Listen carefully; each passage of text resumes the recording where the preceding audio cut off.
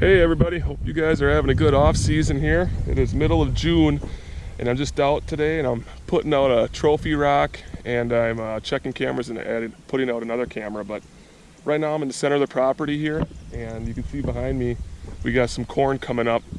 I planted this field probably about a month ago already. You can see the corn's maybe 12, 18 inches high already.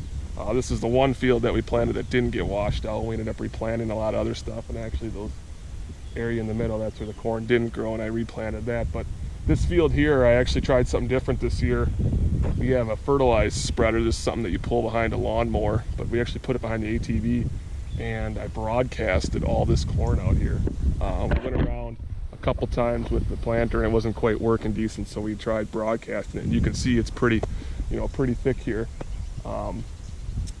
I took the disc, I disked it up a couple times, got the big clods of dirt, knocked them down so they weren't so big, and then I broadcasted the seed, and then I just put the drag behind the tractor, the four-wheeler, and just did it that way. And first time we've ever tried it, a little bit of a gamble, but this field here was planted a week ago. You can see already, there's some corn coming up. If you look close, there's quite a bit, and then this lower half over here, you can see how green that is. I planted that 2 weeks ago. So there's more than enough corn in here. I used quite a bit. Not sure how it was going to work, so used a little bit more than I had to, and you can see this year it actually worked really good. Like I said, this is a fully functioning pheasant farm as well, so we need that little extra cover for the pheasants, a little bit thicker, and it should be good for the deer, seeing as we don't have pheasant hunters out here right away. But yeah, corn's coming up good. We're supposed to get some rain here in the next couple days, but I'm just gonna keep going around and show you guys what I've been up to and get some cameras out and put a trophy rock out and maybe even show you some trail cam pics later. So here we go.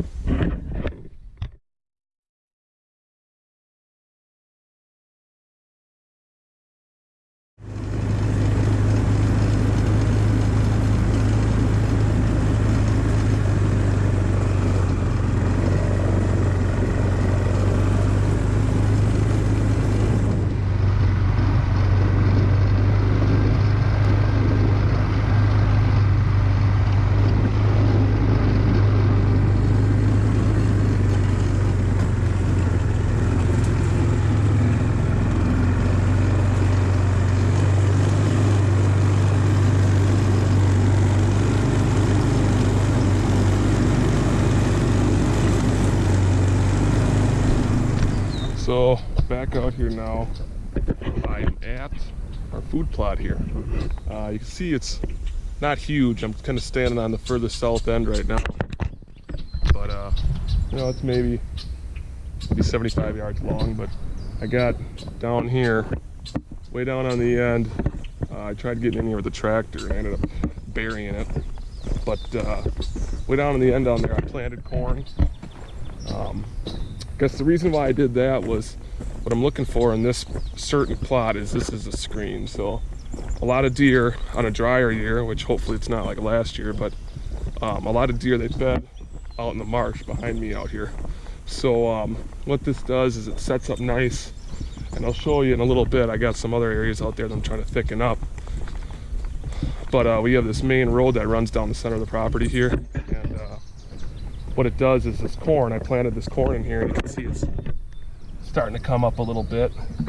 There's some weeds in here too, but we'll see how it goes. This is a little bit wetter area here, but this is where I had a little trouble with the tractor skid loader, and helped me get that thing out. That was a real treat, but it's pretty low here. But what this does is the center of the road runs right on the other side of this food plot right there along that grass, and what I'm trying to do is I'm trying to create a screen so that I can walk past this food plot. If there's deer out here at night or in the morning or whatever feeding, I'm able to slip by them and they don't see me, which I think is pretty important as far as not bumping deer off your food sources.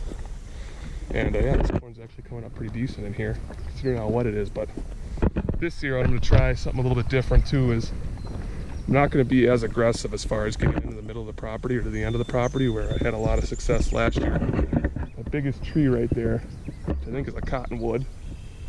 See it kind of, I'm not sure if you can see that it splits up there, but I think that's where I'm going to put a stand this year. And I'm not exactly hunting this food plot. I mean, the deer can still be back here, but the problem is with this food plot, it's so hard and there's not a lot of big trees here. It's hard to get in and out without them scenting you. So if I get up in that tree, I still should be able to see them feeding on here. And a lot of times these deer, they use this main road. They walk right down the center of the property.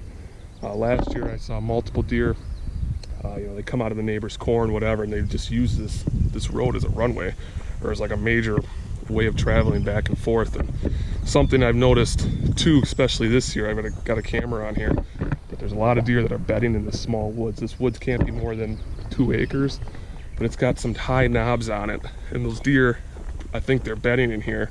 They're just walking out to this food source, and this is a really good spot because deer do not have to travel far for everything that they want. We don't have a problem with food out here because there's so many ag fields around. Our biggest challenge here is the cover, and that's something that I'm trying to address out in the middle of the marsh. But as far as going back to the bedding here, you have a little bit higher spot.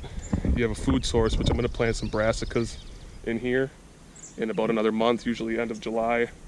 I'll get them in, and you can see I got enough to plant a 1/2 acre, so I'll probably I will poison all this green grass, and those brassicas, they actually work really good as long as you get that soil to seed contact, which you can see here, it's pretty wet. Hopefully it dries out here in the next month, but I mean, you can still see that the dirt's exposed there. So I'll kill this and I'll just broadcast that seed. I won't even have to drag it in, won't have to do anything.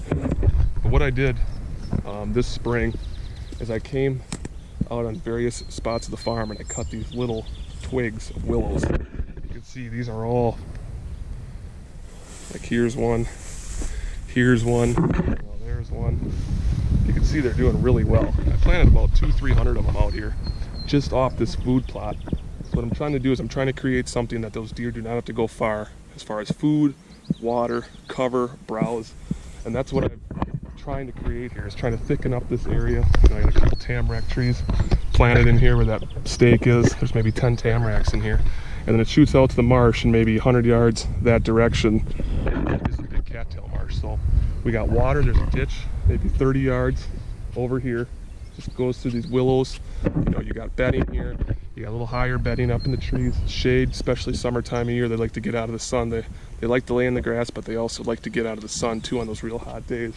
And then you have right in the middle a food source, which is going to be real nice and green here, in a couple months. But you got plenty of, trying to just create that those deer can bed in one spot and they don't have to go far for a lot of things, for all the stuff that they need. So you can't see it, but on the other side of these trees there's a high ground. So there's a ditch that runs straight to the south, and I don't know if you can see that or not, but I have white tree tubes out there. And what I've done is I've taken red dogwood. I planted 200 dogwood on this high ground. This high ground path out there is maybe 15 yards wide, but planting that dogwood, I'm trying to create that same strip of bedding that all this is doing. So you got some bedding here, another strip of bedding out there. On a dry year, you have the cattails, which you might be able to see them now. You got the cattails out there, cattail marsh. The deer love bedding in there. There's high spots in there.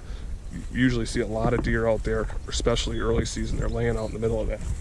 I'm just trying to create that, that natural wild area. Those deer can bed, feel safe. They got food, they got water, and it's something too that you create those bedding areas. Those bucks come cruising in the fall, coming through the food sources, hitting those bedding areas, which, in here too, I do have a tripod, but that's going to be, not used earlier in the year. That's going to be a later in the year, getting more aggressive on these deer. Otherwise, I'll probably be sitting in that bigger tree off the edge of this, trying to leave the least amount of scent as possible while still being able to see, cover, and get right on the edge when you have those good, south winds coming this direction, or you can see the big field out there. You get those southeast winds or an east wind even blowing that scent out in the middle of nowhere. So this is a good area that I've been working at. I got still a few years to really get this thing pinned down and get it the way I want it, but it's a good start. Like I said, I got the corn planted, in another month we'll be getting Nebraskas out here, and yeah, we'll see what happens. We'll pull the chip on the camera over there, see if we got anything.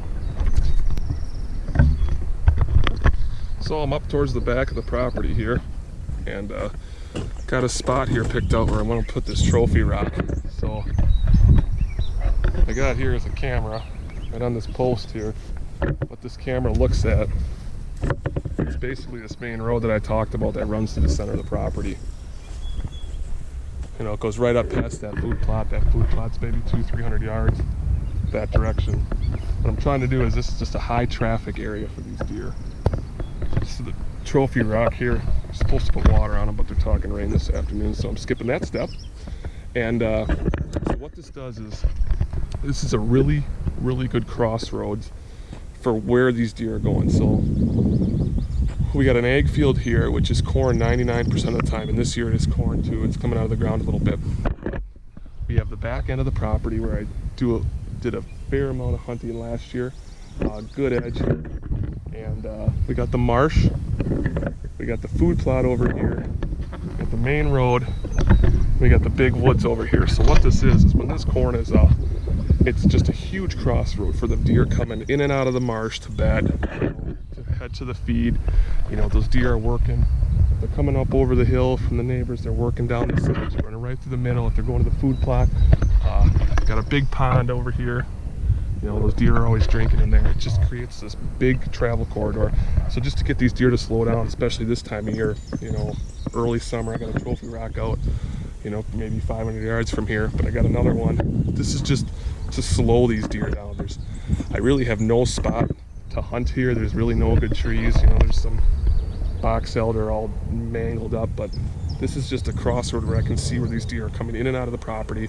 And I got some videos last year of the deer that were moving through here. You know, there's a buck that we saw quite a few times. I think it's early or mid-November here. You know, right up this spot right here. He's actually trailing a doe, and they head off this direction, heading towards that food plot. And spot, like I said, just bodes nice for getting the deer. You know, they're crossing into the spot. Throw a trophy rock down, slow those deer down, get a couple more pictures of them. You know, it's not necessarily a food source, it's just a way of slowing those deer down, getting some better pictures and videos of those deer, see what we're chasing, see what's around, and we'll just see how it goes. But I gotta change this chip here. I got one more camera to change, but we're gonna work our way up to the back after I pull this card. All right, so I'm up here in the tip-top corner of the property, and this is a spot where I spend a lot of time as far as trying to, you know, improve the habitat, improve, you know, whether it be food, whatever it is up here. But our main concern up in this corner is to improve habitat. So you can see now, kind of from the top corner here, you can see all over we have to work with here. We got marsh, you know, we got the food plot in that direction. We got high ground over here, a lot of grass. I got switchgrass planted here. You can see there's a lot of weeds coming up in there. I got to get in there and spray that. I got another switchgrass plot kind of up in that corner towards those railroad tracks. But so what I'm doing here is, you can see I got pine trees planted. I planted these pines, I think it was 2 years ago. These pines, well, I can show you. So I planted these pines, this pine tree right here, I planted that this spring. You know, you can see it's done some growing. And the key with these pines, a lot of these are white pines, there's some spruce in here, but you have to keep the grass down. I actually come back here, you know, there's some logs and stuff that I've cleared out, but what I do is I come back here with the lawnmower and I mow this grass, and there's a lot of clover in here.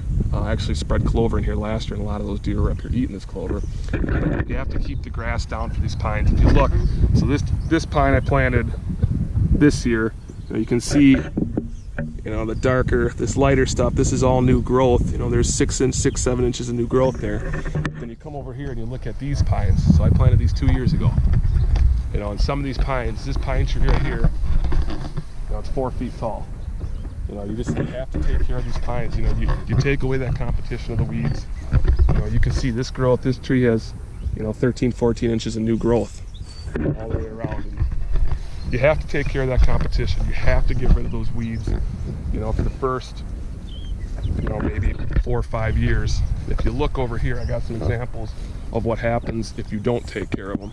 So I planted some of those pines I planted this year. You know, all that have the stakes and the pink ribbons on them. Some of these were planted 2 years ago. This pine tree right here, I probably planted this pine 6 years ago. Yeah, it looks pretty tall. You know, it's maybe 4 or 5 feet tall. But that one outcompeted the grass a little bit. Now if I come over here, there's a pine tree right here. This is a really hard area to mow. It's a big mound here and there's rocks in there. But you can barely see it. There's a pine tree in there. Pine tree I planted 6 years ago. That pine tree is 2.5 feet tall. These pines out here that are planted 2 years ago, they're all bought from the county, but these pines are twice the size already because you're taking away that competition. It's that important to get the weeds down, whether you spray, whether you mow, you know, you can spray simazine around them earlier in the year, whatever it is, but you have to keep the competition down. See here, got some new pines planted in here too this year. Just trying to thicken up this corner. What this does is I'm trying to create a spot, a comfortable spot for those deer to bed. So switchgrass up in here, you know, that stuff gets tall enough. It'll, phone call here. Whoops. Sorry, I don't know who that was. Might have been the wife. Call her back. But you see I got tree tubes here. This will be switchgrass, and I'm trying to create high ground bedding. So what's nice about an area like this is it's up on a hill, and you know, I was up there in the corner by the four-wheeler, and you know, someday these pines will be tall enough to create bedding, and the switchgrass definitely will be bedding. You know, you're not going to have a ton of bedding in here, but kind of like some satellite bedding, I guess I refer to it as. And what it does is it gets those deer up in a spot where they can sit up here and they can watch. You know, they can lay in their bed periodically throughout the day. They can stand up. You know, you're close to, a lot of times this is corn back here, you're close to feed. They can get up, they can feed, they can come back, lay down periodically throughout the day.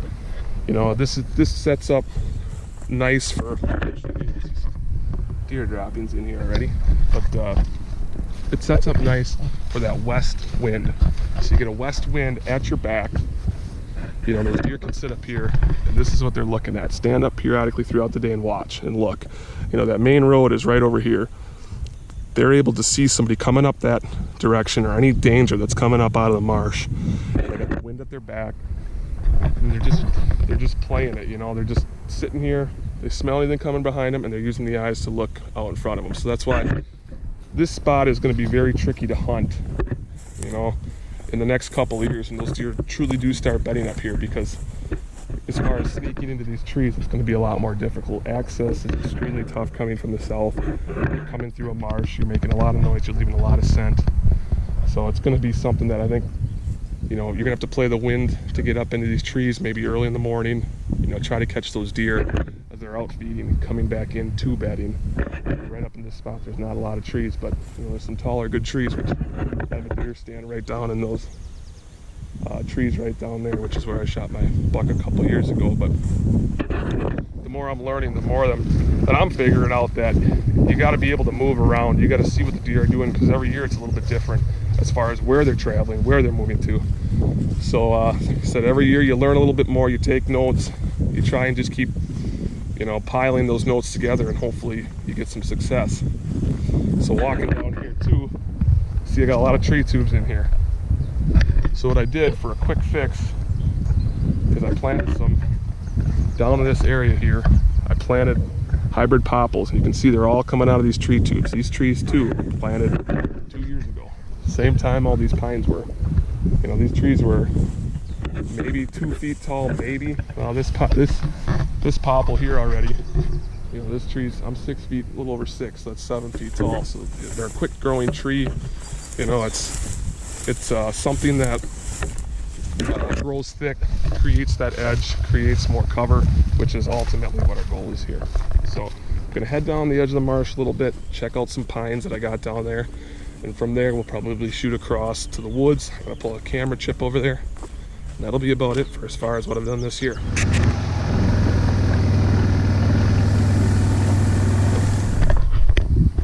All right, so I moved down to this edge, maybe 200-300 yards from where I just was up there with the switchgrass.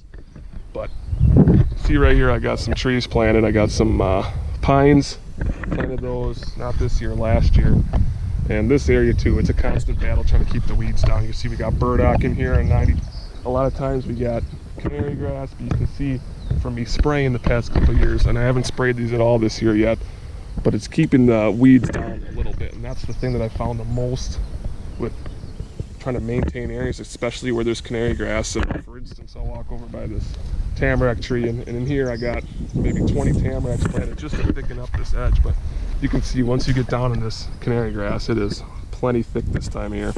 But this is a spot where I poisoned, you know, around this tree multiple times, and I haven't poisoned it all this year. And over here's a couple of them. You can see if you keep that canary grass down a couple of years, the stuff doesn't quite come back as thick.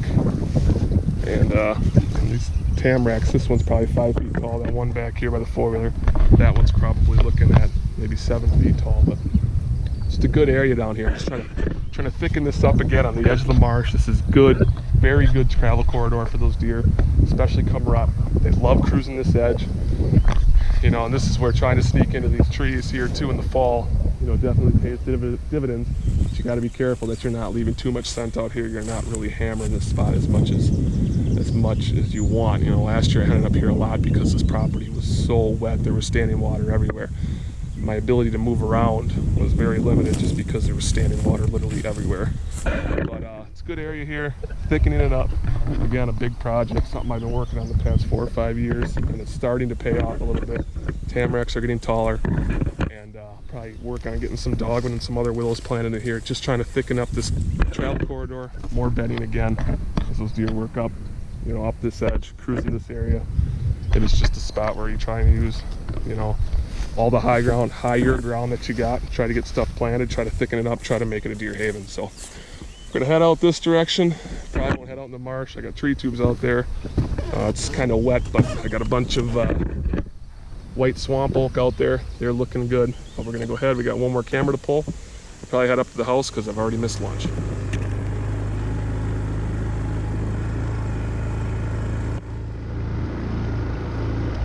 Alright, so I just cruised back here. I'm gonna make this quick because there's about a billion freaking mosquitoes out here.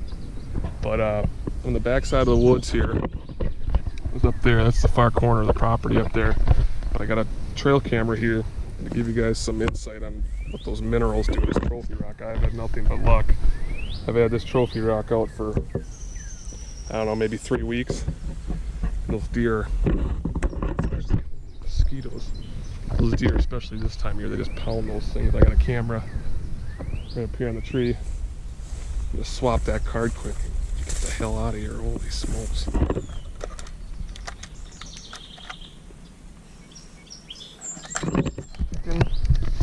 Holy crap. Oh, I'm gonna get out of here. Mosquitoes are wicked.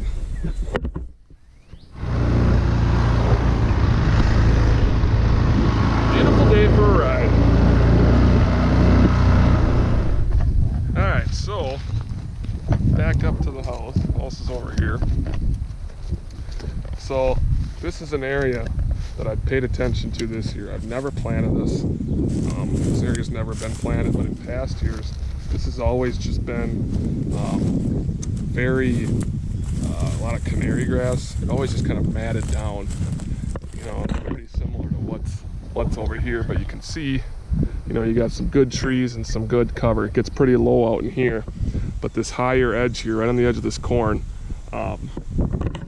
deer like to travel this edge. And you know, out here this year, this is all corn, and in past years when this edge is corn, this is a very, very hot corner.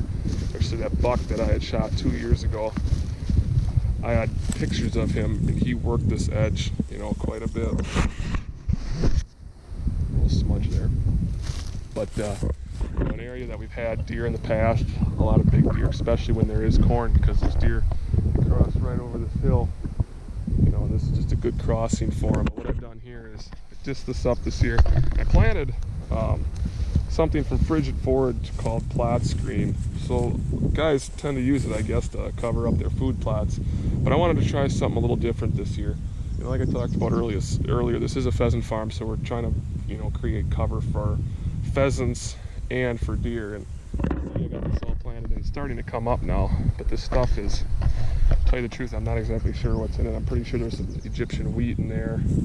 I don't know if there's some big blue stem. I have no idea what's really in it, but this stuff is supposed to get like 8, 9, 10 feet tall. So just trying to thicken up this edge and possibly create a transition, you know, for these deer, you know, coming from the corn, coming out of the corn, coming into here, and maybe working their way down into the marsh, or at night, you know, deer that are bedded out in the marsh, they're coming up this edge, heading out to the food here.